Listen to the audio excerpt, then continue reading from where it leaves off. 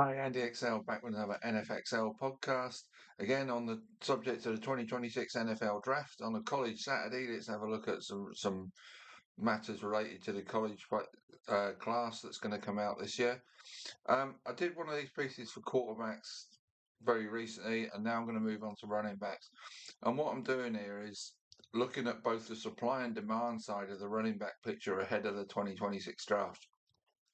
Several rookie running backs are doing really well in 2025 in the NFL.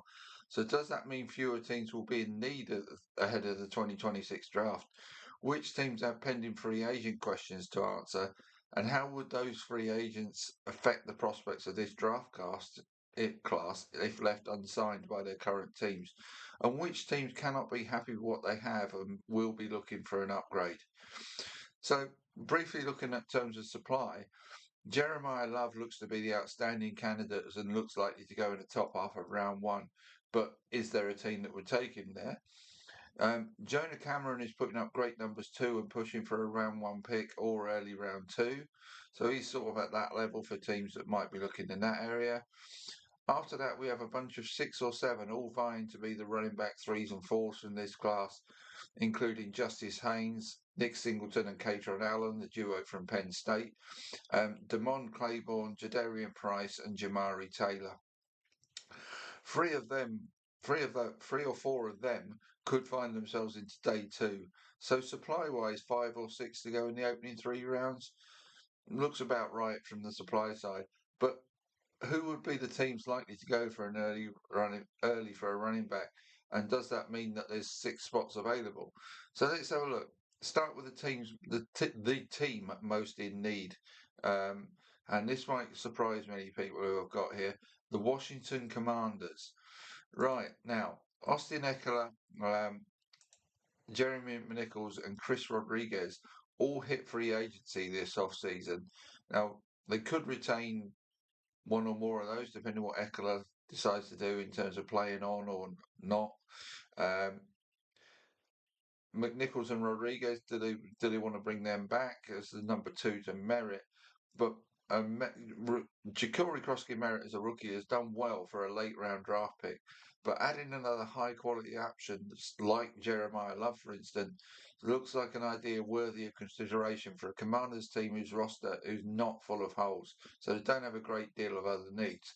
Now, I've already looked at another position ahead of this and sort of thought they could go in that direction in round one as well. So they could have options um, for a team that could end up, if they end up just missing out in the postseason, which is a possibility at the moment, they could end up in the middle of round one in a nice spot for this to take the likes of Love. And that would give them their own two-headed beast at running back that has worked so well for the likes of Detroit and Tampa Bay.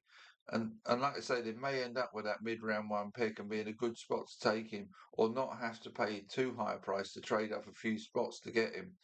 Might only take like 3 or 4 spots from a mid-round position because he might not go top 10. And certainly, if I'm picking Washington as the only team likely to go to have a really a need, and that could be argued, there isn't a high level of demand very early in this draft for a running back.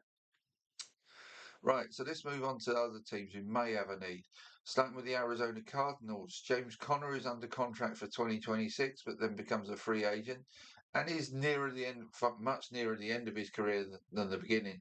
So the Cardinals may go for a long-term solution in the 2026 draft. So again, depending where they end up draft position-wise, right now they could be having a first a top 10 pick. Um, so that's probably yeah. Would they be bold enough to go for Love? Don't know, but they're in the market. I would possibly suggest Cincinnati Bengals. Chase Brown is signed up for next season, but for me has the look of a running back suited to being part of a platoon with another back. I've always felt that way about Brown. Good back, but much better as part of a two-headed beast. So the Bengals could look for that guy here, particularly a bigger power back type to complement Brown. Right, quick drink of coffee.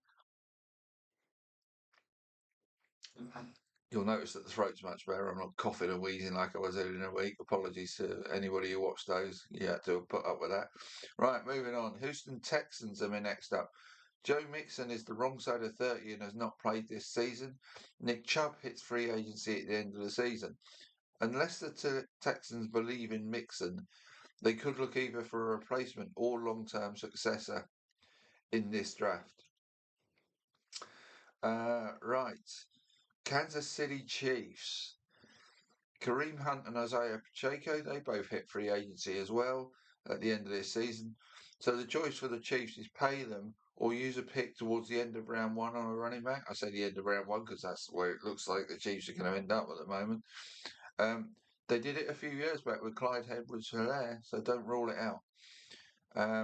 And my final team is the New Orleans Saints, who are pretty much in the same situation as Arizona with James Conner, in that Alvin Kamara is out of contract at the end of 2026. So after the season, has one more year left on his deal. So they could well be looking as well. I said I wasn't going to cough, and there it comes. Right. Let's look at some other teams that, I picked out 6 teams there. So there's, if I'm thinking there are going to be 5 or 6 go in the first 2 days, those 6 teams would be my favourite to move on the first 2 days. Other teams who could consider making a move on the first 2 days or then look to come in early on day 3. Right, Baltimore Ravens. Derrick Henry may not be the force of old. He's still under contract, though, until 2028. Unless he retires, which has been mooted a couple of times, as the subject has been raised, the Ravens will probably run with him for next season. But that depends what King Henry wants to do. Chicago Bears, one of the more interesting ones here. DeAndre Smith is having a decent season. He and Roschon Johnson are under contract for next season, and rookie Kyle Monagai adds to their depth there. So do they stick or twist? I would suggest they probably stick right now and go with what they've got. Dallas Cowboys, Javonte Williams and Miles Sanders are both on 1-year deals. Sanders is obviously missing a lot of the season hurt. Given Williams' numbers this season, though, Jerry may well pay him to stay in town. If he does, the Cowboys must surely address their defensive needs early in the 2026 draft rather than look at running back. Denver Broncos, J.K. Dobbins is another doing well on a 1-year deal. Assuming he stays healthy, the Broncos seem likely to go with him, by re-sign him, and they've also drafted Rajay Harvey. So they look good there, but unless Dobbins moves on, they wouldn't really be looking. Jacksonville Jaguars, Travis Etienne reaches the end of his rookie deal this season, but surely they re-sign him. If not, they have a running back hole to fill. Minnesota Vikings, Jordan Mason and Aaron Jones are both signed for next season. Unless they trade one of them in the next couple of weeks, they would be unlikely to go running back early in the 2026 draft. But given that their situation hasn't improved with losing already on Thursday Night Football, particularly the likes of what they could easily trade one of those, and then they would have a need. New England Patriots, Ramondre Stevenson and Jermaine Henderson are signed up until 2029. Again, if they want to upgrade to get an elite running back rather than just goodish ones, then a bold round 1 pick cannot be ruled out to upgrade for a team wanting to win it all. The Patriots are moving in the right direction. And if they want to go really bold and say, we're ready to win now, the Dolphins and the Jets are in a mess in our division, we think we can beat the Bills and therefore start to dominate this division, that would be the bold moves to make. New York Jets, I've just mentioned them. The Jets probably have the biggest running back free agent call to make regarding Breece Hall, assuming they don't trade him away. They have the cap space and will likely sign him up. If they don't trade him, they also have Braylon Allen there. So they're probably going to be all right. Certainly have other needs that would address more urgently. Seattle Seahawks. The Seahawks have a similar situation re Kenneth Walker. They will also probably re-sign him and have Zach Charbonnet until 27 too. Tampa Bay Buccaneers, and to a lesser extent, so do the Bucks with Rashad White. Re-sign him to keep their 1-2 punch alongside Bucky Irving. Replace him or roll with Irving are their questions, but you suspect they'll stick with what they've got. Re-sign these. What I'm saying about Hall, Walker, and White is re-sign them at the end of their rookie deals. Tennessee Titans. Tony Pollard and Tajay Spears until 2027 is what they have.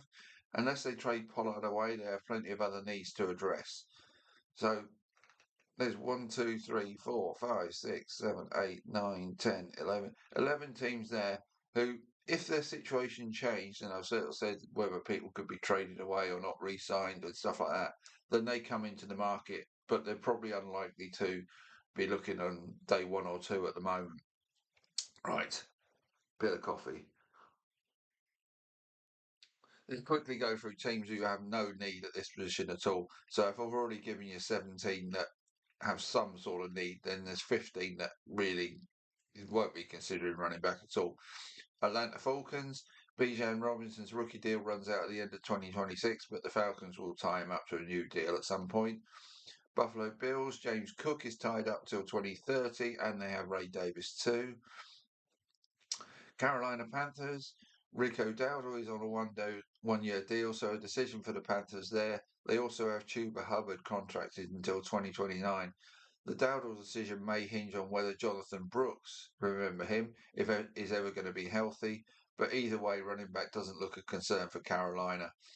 Cleveland Browns, Quinshon Judkins has filled the need here, especially considering all the other needs the Browns have. Detroit Lions, Sonic and Knuckles are both signed up. Green Bay Packers, Josh Jacobs is under contract till 2028.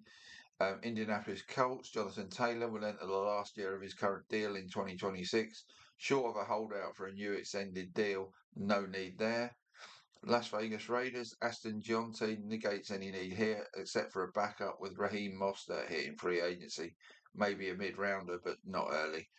Los Angeles Chargers, Amarian Hampton will be their running back 1, and Kamali Vidal is making a strong case to be his wingman, thus taking away any void created by Najee Harris's one-year deal ending.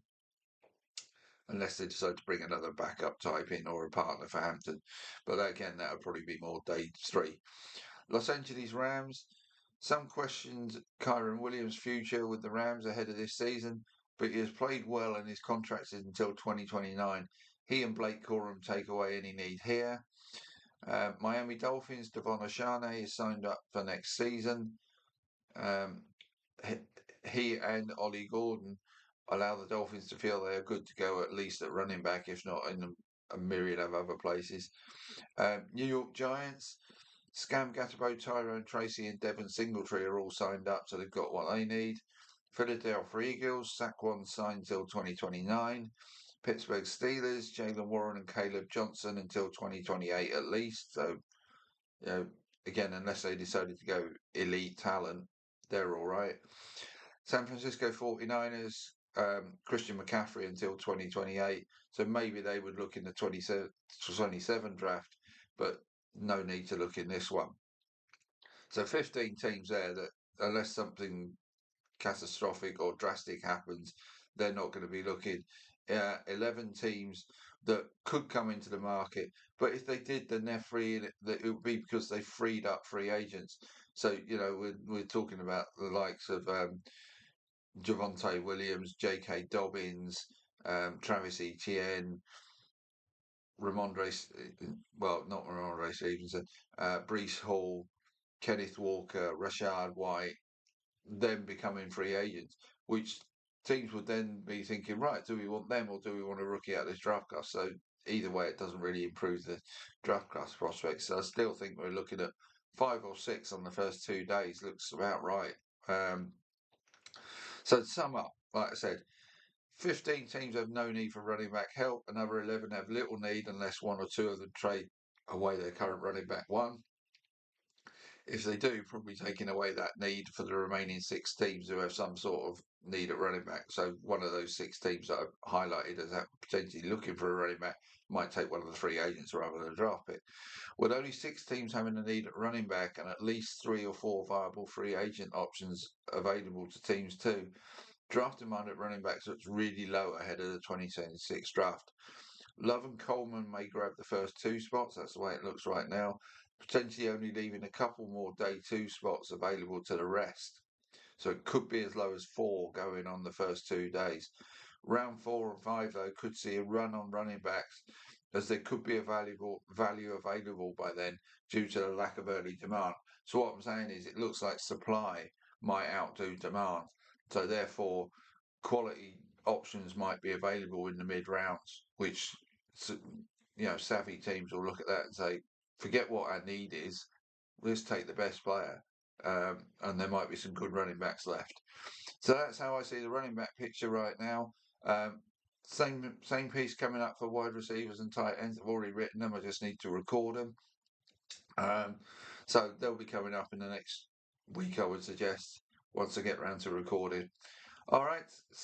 Uh, enjoy College Saturday, and I'll be back tomorrow morning with a NFL Sunday preview. See you soon.